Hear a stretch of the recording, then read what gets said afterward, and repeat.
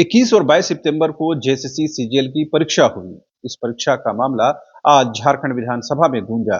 अभी सीजीएल के मामले को लेकर झारखंड के लाखों अभ्यर्थी सड़कों पर हैं। आप सदन से बाहर एक बार उनसे मिलें, वो आपके ही बच्चे हैं, इस राज्य के बच्चे हैं और आप उनको संतुष्ट करें।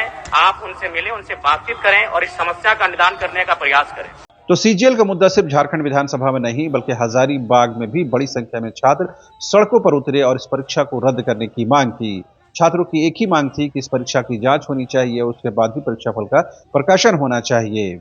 बीजेपी ने तो अपने घोषणा पत्र में यहां तक कह दिया था कि अगर उनकी सरकार बनती है तो वो इस परीक्षा को रद्द करेंगे।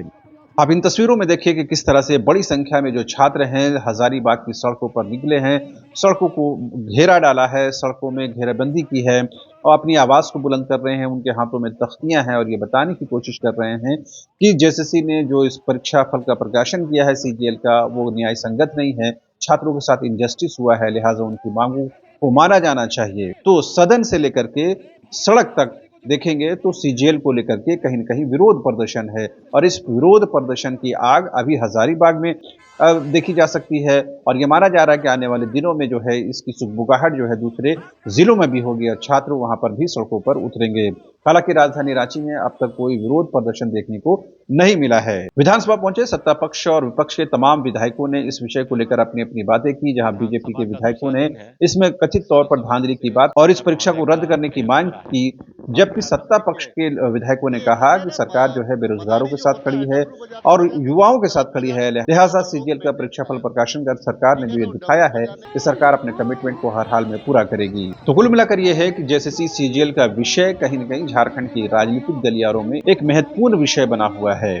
बीजेपी के प्रदेश अध्यक्ष बाबूलाल मरांडी से लेकर के जयराम महतो, झारखंड लोकतांत्रिक क्रांतिकारी मोर्चा के विधायक और डुमरी के प्रतिनिधि जयराम महतो भी इस विषय को लेकर के अपनी बातों को कह चुके हैं।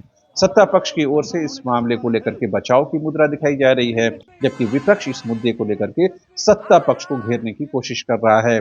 हालांकि सदन के अंदर और सदन के बाहर विपक्ष उस हद तक आक्रामक नजर नहीं आता है जिस हद तक आक्रामक वो पिछली हेमंत सोरेन की सरकार में दिखाई पड़ रहा था। उसकी एक वजह यह भी है कि आंकड़ों के दृष्टिकोण से विपक्ष जो है वो कहीं न कहीं कमजोर हुआ है।